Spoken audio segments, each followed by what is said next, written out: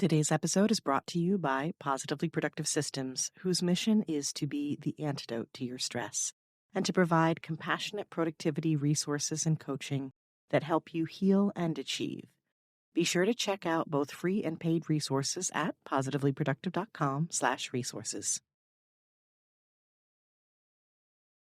When someone asks how you are, have you ever replied, "I'm so busy"? And then you both acknowledge each other with an understanding of what that means, and you somehow understand that that's the norm and that's to be expected. And then you have like this mutual respect for each other because of it. Yeah, I call that the busy badge of honor. That is hustle culture. The issue is when you believe that hard work is the only way to succeed and you're willing to do it to your detriment. You're listening to the Positively Living Podcast. I'm your host, Lisa Zawrotny, founder of Positively Productive Systems and a productivity coach certified in positive psychology and stress management. Join me as we explore ways to live a more proactive, positive life with episodes on productivity, self-awareness, mindset, entrepreneur life, habits and systems, simplicity, fun, and more. I understand overwhelm personally as a multi-passionate entrepreneur, wife and mom to kids and cats, and as a caregiver. I'm here to help you choose what's right for you so you can do less, live more, and breathe easier. Sound good? Let's get to it.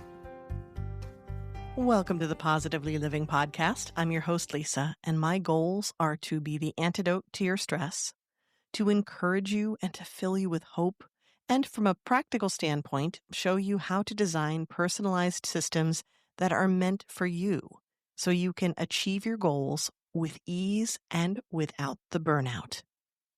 This requires having a new kind of conversation about productivity to better understand what it means and how to go about it.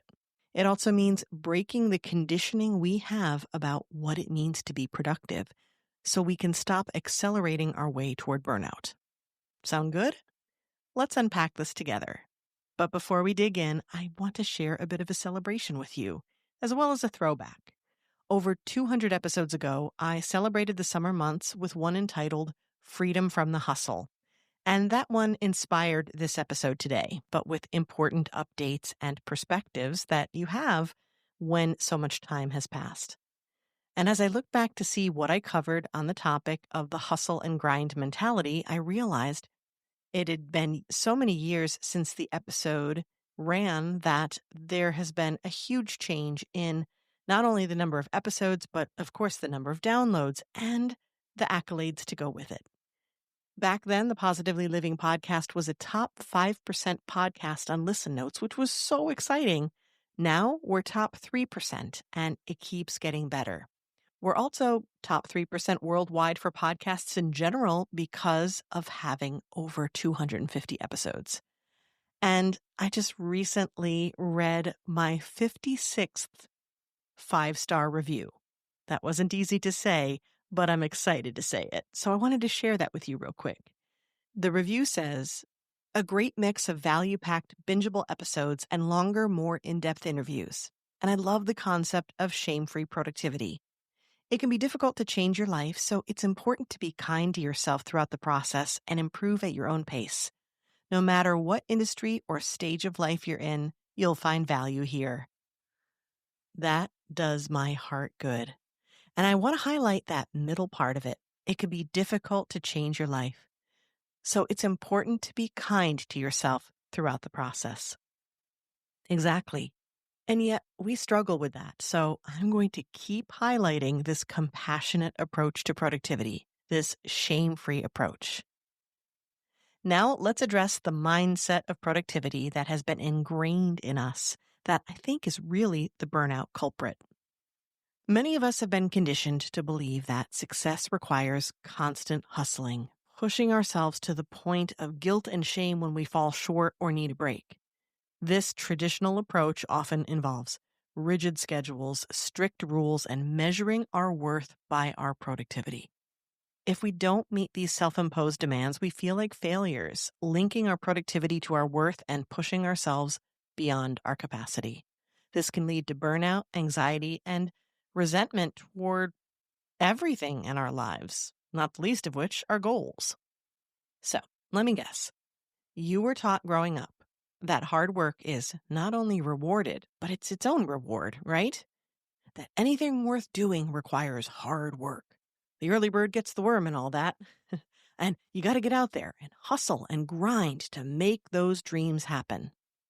Yeah, I heard that too. I had a mom with a German work ethic. Yeah, she came from Germany and taught me what it means to work hard. If you know what I mean by that, you know that I grew up guided to constantly be on the go, to connect my worth with doing. Now, I respected how hard she worked and how much she basically pulled herself up by her bootstraps, right? This is something that we talk about all the time, and I truly respect that. I respected how much she cared for others, and I know that she was going with what she'd been taught and what she also needed to do to survive. She was living according to her values and her beliefs. But when I was caring for her in her last years of life, I noticed she couldn't sit still. She couldn't enjoy it. She couldn't receive the kind of care that I wanted to give to her. She struggled to let herself rest. Now, this may be a controversial topic, and it's my opinion only, but I do sometimes wonder if so many of her health issues, from blood pressure to Alzheimer's, had to do with her inability to rest and recharge and really give what was best to her body and soul, and sometimes to believe that she deserved those things. So instead, throughout her life, she kept working hard, and I saw her burn out with my own eyes. Yes, there was part of it that gave her great satisfaction, and she would often say, I feel young because I'm moving and doing. And while there is truth to that, I think there is also truth to the idea that when you push too hard and you don't ever allow for that other side of it, the rest side that we need so much, it can cause damage that we may not realize. Now, I did the best I could to make her golden years shine, but so much of it in witnessing that was heartbreaking. And it was a lesson in there that I took with me. It left me with the gift of understanding that with that experience as her caregiver, that I will no longer buy into the hustle and grind, hard work is the only way approach. And I am on a mission to debunk this. The first way we do that is by clarifying what I mean when I talk about productivity and hard work and all of these things, because I am out to redefine how we think about productivity. What it means to be productive in the traditionally defined sense. Productivity or being productive is defined as the power of producing, being creative, abundance, causing or bringing about of something. Productivity has traditionally meant creating more. In the Industrial Revolution, the goal was to find ways to create more product in the same amount of time with the same amount of workers. This would shift profit margins, and it makes complete sense. It's very logical. To this day, companies want to focus on the same thing, making more with less. But we're learning that there's so much more to it, and the thing that we have to constantly remember is that we are trying to create this sort of system of doing more with less, but we're doing it with humans. And now we're in an information age where we're trying to apply the same tactic to how we live and work. We're constantly focused on what I would argue is efficiency, without identifying our energy needs to do the thing, nor the impact of what it is that we're doing. That focus on doing more without considering what it actually means for us and what it actually does to us, that is hustle culture. If you haven't heard the phrase, hustle culture is a lifestyle that teaches people that overworking is the only way to earn respect, whether from others or yourself. Hustle culture suggests that if you are not putting every possible minute of the day into something productive, you won't be successful, and thus you aren't of value. A bit like diet culture, you might not even realize it's there in your language and expectations. It has become so ingrained. I mentioned earlier our perspective on hard work. That is the language of hustle culture. It doesn't mean you can't use it in a healthy, respected way, but it's also something that has become insidious in our language that has become synonymous with hustle culture. Here's another. When someone asks how you are, have you ever replied, "I'm so busy"? And then you both acknowledge each other with an understanding of what that means. And you somehow understand that that's the norm and that's to be expected. And then you have like this mutual respect for each other because of it. Yeah, I call that the busy badge of honor. That is hustle culture. Or how about this? When you finally collapsed in a heap and fell asleep because you couldn't help it. So that was that unexpected nap. And then you've woken up, you felt guilty, proclaiming to yourself or others, "I got nothing productive done today." Yeah, that's hustle culture language. Again, so there is no misunderstanding. I believe in hard work and a good work ethic. I take great pride in mine. The issue is when you believe that hard work is the only way to succeed and you're willing to do it to your detriment. That, my friend, is a sure sign you are part of hustle culture and it's time to break free. What they don't tell you about the hard work rhetoric that blends so seamlessly into hustle culture is that it creates these key ingredients to burnout. Hustle culture promotes hard work without intention. Hard work that lands you in this busy mode. And being busy leads to burnout. Constantly pushing means ignoring your abilities and needs, which means you ultimately end up paying for your achievements and sometimes paying without even having the achievement. The payment is most often your wellness, but you can also take a confidence hit because the push of hustle culture is a breeding ground for mistakes. You ever get to that point where you're like, "Ugh, I can't believe I did that. I'm always so precise and I can't believe that I screwed up like I did."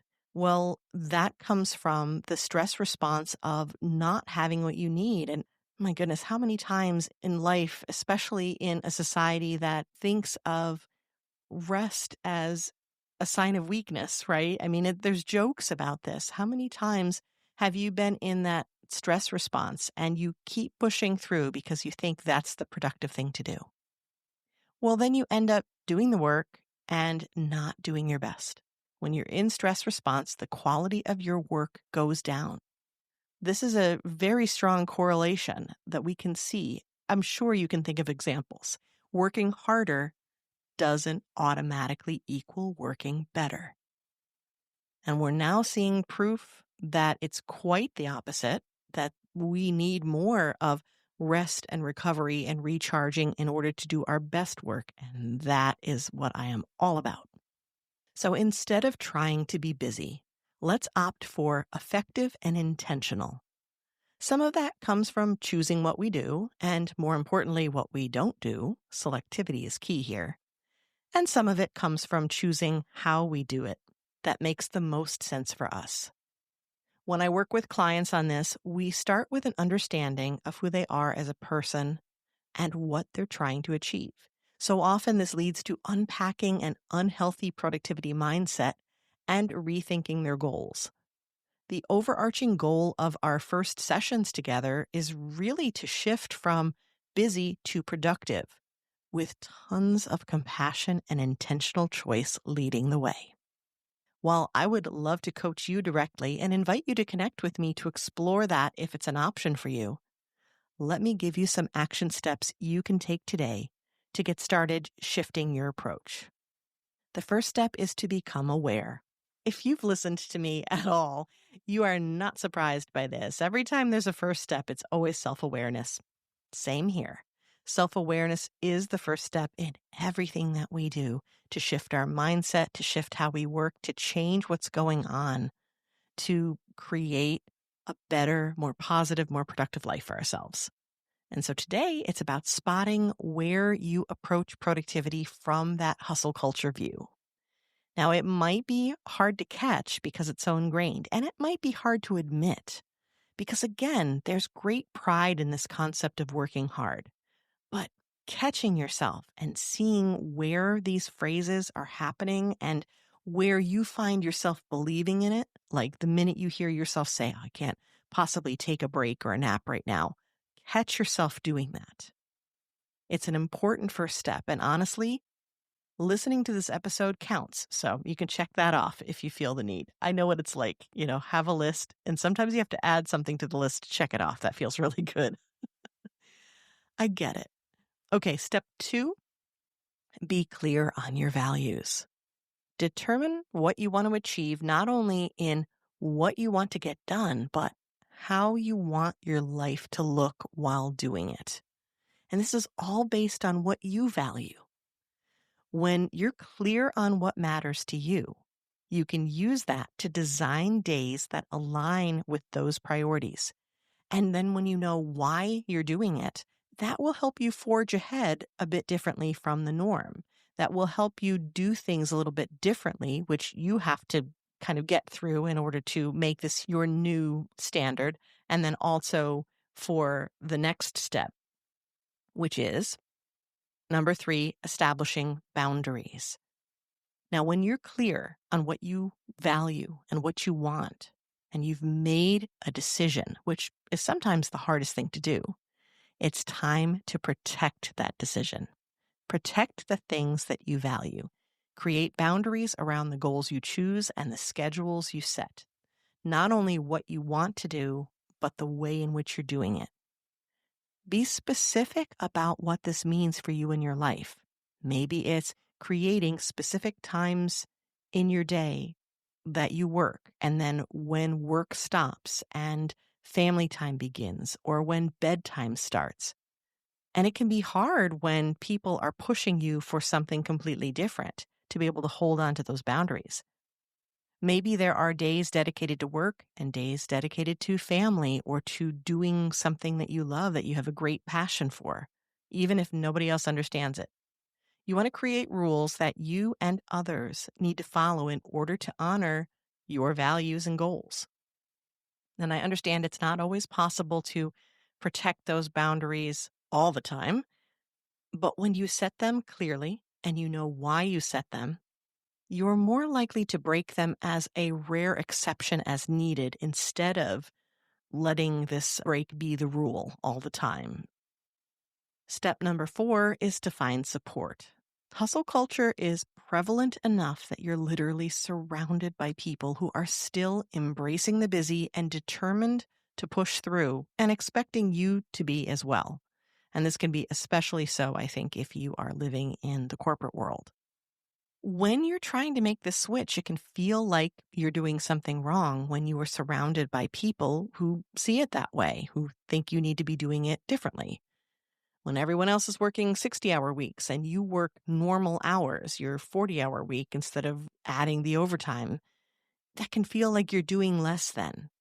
And that's really unfair because that's dangerous, but it can happen. So those of us who know there's a better way need to stick together. You can always message me and I will support you in what you're doing and tell you to hold on, because there are so many of us who believe in this and we need to find each other and support each other. Many of my clients have scheduled accountability sessions with me for this very reason. Check-ins are often as much about processing how a client feels about kind of going against the grain and trying to create this new schedule and the struggle to keep the boundaries as it is all the traditional productivity work that we do in terms of managing time and tasks and prioritizing and making all those choices. Sometimes you need someone on your side. I am that person. And step number 5 is to share what you're doing. And this is a little different. You might find that that's the case with support, but with support, it's like, ooh, you do this too. And sharing what you're doing is, whoa, you do what? We need to keep the momentum going. And when we find a better way, it's important to share it with others. And I don't mean excessively so, like some people can proselytize about like what their new diet is or what they're doing. And I don't mean it in that way, but you may know people in your life who are actually in a dangerous situation. They've accepted hustle culture. They're trying to play along, but they're burnt out. If you share what you're doing to try to fix this for yourself, It can encourage them. It may give them the courage to try something different, or even sometimes the awareness that there is another way. And that is so freeing. And when you speak up about your choices, it gives you more confidence in what you're doing as well and strengthens why you're doing it. So it's a win-win. Now, keeping it real, those 5 steps may take a while to work through, but if you focus on awareness and maybe creating one new boundary that you speak about and seek support for, that'll be an amazing start. One example I'll share from my life actually has to do with self-care. For years, I'd wanted to create more space to do things that fill me up and energize me and support my wellness. That was a big part of what I valued, but I wasn't taking the action that showed that I valued it. Now, we've had lots of chats on the podcast, and self-care can be tricky. It isn't always fun, but it is so necessary. And by the way, in our next episode, we'll be talking about how to approach self-care when you have a chronic illness, which makes it even more challenging. So we're simplifying it in a wonderful way. Stay tuned for that. Anyhow, I decided that the simplest way for me to make space for self-care was to create a dedicated day. For years now, Tuesday has been my self-care day, and here's how I applied those steps. First, I became aware of the fact that I needed to make time to do self-care related things, to get past this idea that I don't deserve this time for me, especially as a mom, as a caregiver, as an entrepreneur. It was tricky to carve out that time and to protect those boundaries. And so I had to come up with a way that I could make that shift that was relatively simple to put into practice and then to practice. Now, I established a list based on the Joy List workbook, which I'll explain in a minute. And I opted to make things super simple with a theme day approach, which allows for flexibility and choice. And that's incredibly important, still is today for me, and probably is for you. We have active lives. We have a lot of things going on, and we do need to have flexibility. But again, the practice of protecting what it is that we need is the next step that we need to put into place. For years now, I have been putting this practice into place. I have scheduled my life around Tuesday being a self-care focused day, which means the majority of my doctor's appointments are on that day, whenever that's possible. And that also makes other appointments easier to plan ahead because those will be on days other than Tuesday. Also, I try not to book a client call or a podcast interview on a Tuesday unless it's absolutely necessary. So again, that becomes the exception, not the rule. I also use that day to do something extra from the joy list that I mentioned. So even if the rest of the week becomes this busy, crazy, chaotic thing, because life, right? I know I can rely on Tuesday to do something just for me. Now, I've been sharing this idea with so many people, especially when we are scheduling times to meet with each other and explaining this. And I've inspired others to try this as well. Now, this doesn't mean that I never book a non-wellness related event on a Tuesday. It simply means that when I make it the exception and not the rule, it makes keeping that boundary and that promise to myself so much easier. If you like the idea of exploring burnout-free productivity and you want to explore the topics that we discussed today a bit more, check out the show notes for the original Freedom from the Hustle episode and check out the podcast page of the positivelyproductive.com website for the self-care playlist. If you'd like to check out the Joy List workbook that I mentioned to create your own self-care guide, head to the resources page of the positivelyproductive.com website and request the Positively Productive Toolkit. This is a free collection of workbooks I use with my clients to assess strengths, personality, and values. And the Joy List is one of my favorites. It's easy, it's quick, it's fun, and it gives you a chance to finally ask the question, what is it that brings me joy? Because I think sometimes we get caught up in life and we don't ask ourselves that question enough. This toolkit is a fantastic place to start to learn more about how you work best.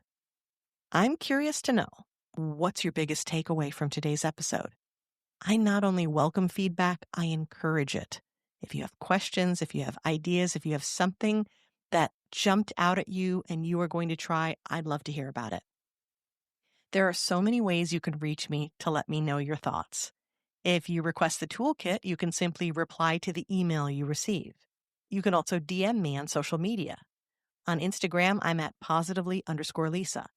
And I also have a community on Facebook. If you start at the Positively Living page, you'll find me from there. And you'll find a place to share your thoughts on the podcast and all the ideas that we cover here. Here's wishing you freedom from the hustle and grind, and more importantly, freedom from the idea that you have to be constantly working in order to be of value and in order to achieve the goals that you want.